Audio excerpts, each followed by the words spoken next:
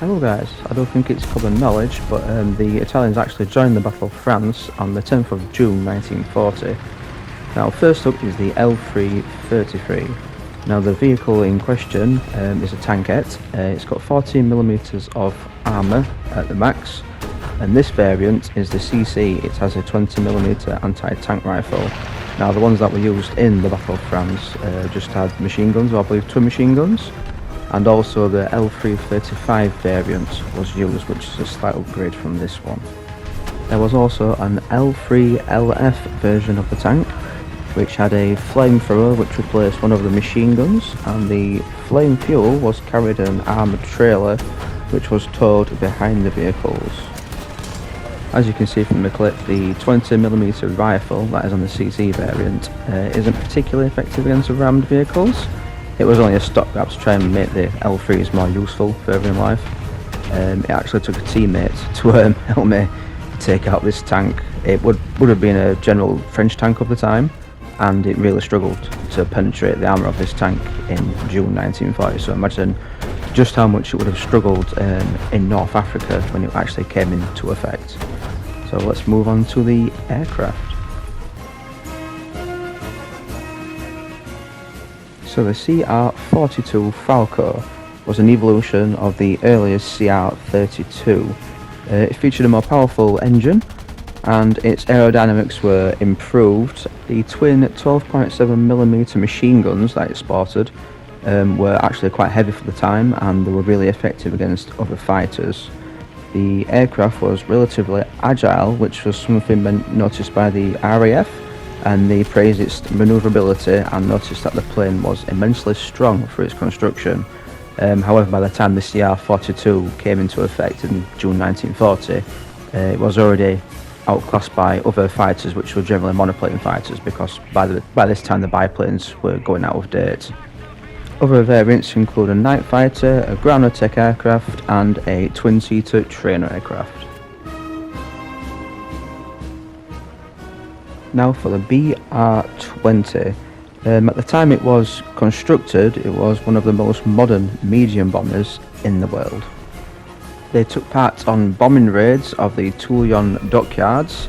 They also attacked several airfields and concentrated their efforts on the fortresses in the Alps.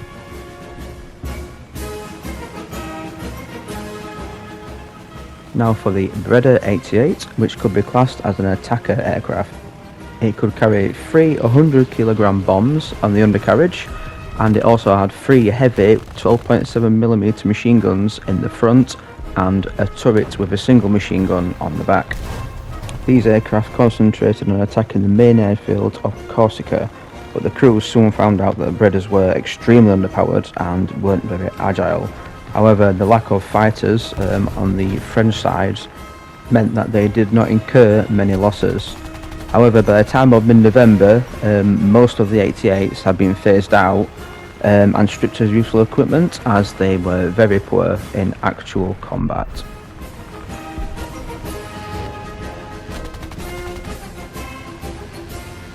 Now for the SM-79. Now, almost 600 of these were in service when Italy entered the war in 1940. They were mostly used as transport aircraft and medium bombers. However, they were also put to work as torpedo bombers, and they saw a lot of success in this role around the Mediterranean Sea. It was the most numerous bomber built by the Italians, with around 1,300 being built in total. It would see action throughout the war up until 1945, and it would remain in service right up until 1952. Many of these bombers would also see action in Malta at the same time, and many would also be shot down around Malta by the Gloucester Gladiators and the Hurricanes, which were defending the island for the Royal Air Force. When the SM-79s were originally built, they managed to set some speed records, and they were also quite well defended. They had 5 machine guns, 1 forwards, 1 backwards, 1 underneath, and 1 on each side of the aircraft.